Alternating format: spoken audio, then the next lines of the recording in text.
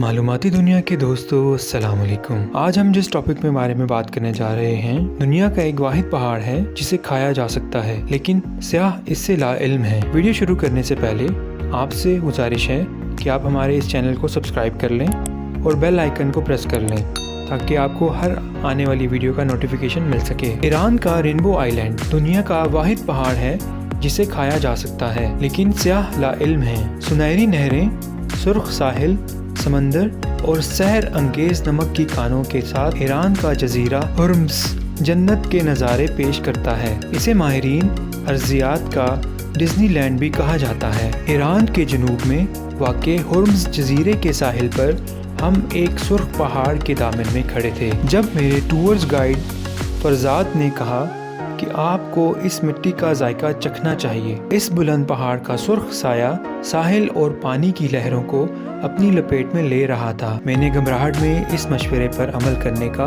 सोचा, लेकिन मैं अब तक इस पुरअसरार और मादनियात से भरे मंजर को समझ नहीं पाया था। ईरान के साहिल से 8 किलोमीटर दूर खलीज फारस के नीले पानी के बीचों बीच जजीरा हुर्म्स ऊपर से आंसू जैसा दिखाई देता है। यहाँ नमक के टीले हैं जिनमें मुख्तलिफ पत्थर, मट्टी और लोहे से भरपूर आतिशफिशा की चट्टानें हैं जो सुर्ख, जर्द और नारंगी रंगों में चमकते हैं, क्योंकि यहाँ 70 से ज़्यादा मादनियात पाई जाती हैं। तो 42 मुरबा किलोमीटर पर मुहित इस पुरकशिश जजीरे में हर इंच इसके बनावट की कहानी बयान करता है। डॉक्टर कैथरीन डानिफ ने माजी में ईरान में काम किया है और वो अब ब्रिटिश जियोलॉजी सर्वे की प्रिंसिपल जियोलॉजिस्ट माहिर अर्जियात हैं। इनके मुताबिक लाखों साल कबल कम गहरे समंदरों ने खलीज फारस में नमक की मोटी तहें बना दी थीं। ये तहें मादनियात से भरे आतिश फिशा के पत्थरों से टकराईं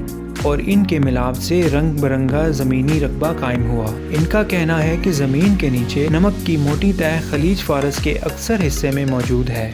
इस जोग्राफिया से यहाँ सोने के रंग की नहरें, सुर्ख साइल समंदर और सहर अंगेज नमक की कानें वजूद में आई हैं। हुर्म्स को दरहकीकत रेनबो आइलैंड कोसे कज़ा का जजीरा इसीलिए कहा जाता है, यहाँ गैर मामूली रंगों का हसीन इम्तिजाज पाया जाता है। और तो और ये दुनिया का वाहिद पहाड़ है जिसे खाया जा सकता है। यही वजह है कि टूर गाइड मुझे चखने का मशवरा दे रहा था। इस पहाड़ की सुर्ख मिट्टी, जिसे गेलक कहते हैं, हेमाटाइट की वजह से ऐसी दिखती है। ख्याल है कि ये जजीरे के आतिश फिशा पत्थरों में पाए जाने वाले आयरन ऑक्साइड की वजह से है। ये न सिर्फ सनती मकासद के लिए कीमती मादनियात हैं, बल्कि मकामी खानों में भी इसका किरदार अहम है। इसे खानों में मिर्च के तौर पर इस्तेमाल किया जाता है। सालन में जमीन का जायका देता है और मकामी डबल रोटी तोमशी के साथ इंतहाई लजीज होता है। तोमशी का मायने किसी चीज की ज्यादा मिकदार है। ये सुर्ख मिट्टी को चटनी के तौर पर इस्तेमाल किया जाता है। इस चटनी को सुर्ख कहते हैं और इसे डबल रोटी पकने के दौरान इस पर फैला दिया जाता है। खाने में इस्तेमाल के अलावा मकामी फनकार इस सुर्ख मिट्टी को तस्वीर बनाने में इस्तेमाल करते हैं।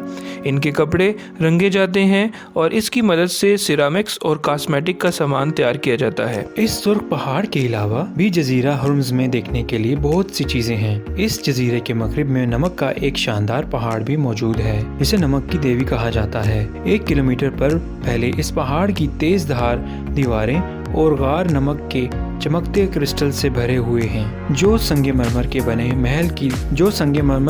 महल के बड़े कालमों की तरह नजर आते हैं। मकामी अफराद का कहना है कि ये नमक मनफी रुझान और सोच को जज्ब और ख़त्म करने की ताकत रखता है। मेरे टूर गाइड ने यहाँ चलने के लिए मुझे मेरे जूते उतारने का मशवरा दिया ताकि मेरे पाँव नमक को छू सकें। उन्होंने मुझे बताया कि यहाँ के नमक में मस्बत ताकत पाई जाती है। इस वादी में वक्त गुजारने के बाद आप बहुत हौसला अफजा महसूस करते हैं और इसी वजह से वादी को ताकत तवानाई की वादी भी कहा जाता है। इस तरह इस जजीरे के जनूब मगरिब में रेनबो आइलैंड है जहाँ कसीर रंग की मिट्टी है और यहाँ सुर्ख, पीले और नीले रंग के पहाड़ हैं। मैंने चलते हुए नोटिस किया कि यहाँ मुख्तलिफ रंगों पर मुश्तमिल ज्योमेट्री की इश्काल के पत्थरों में जब सूरज की रोशनी पड़ती है तो वो चमक उठते हैं। इधर पास ही में मौजूद मुजस्मों की वादी में मौजूद पत्थर हजारों बरस से चलने वाली हवाओं की वजह से बेहतरीन शक्ल में बदल चुके हैं।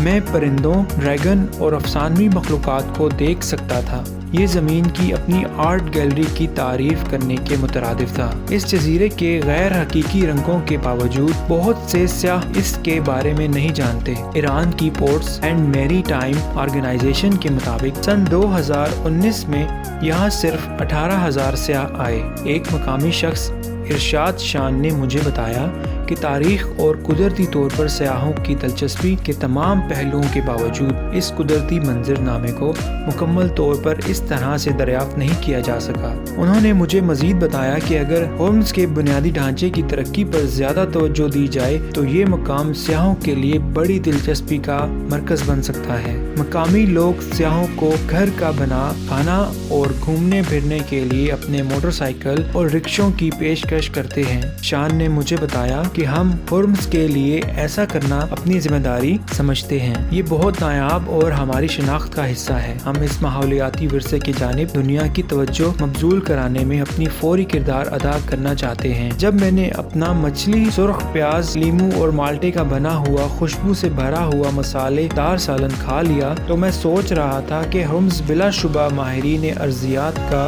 ڈزنی لینڈ ہے، اور یہ اس کی کھانے کے قابل مٹی ہے جو یہاں رہنے والوں کی رگوں میں دوڑتی ہے اور اسے بہت خاص بناتی ہے۔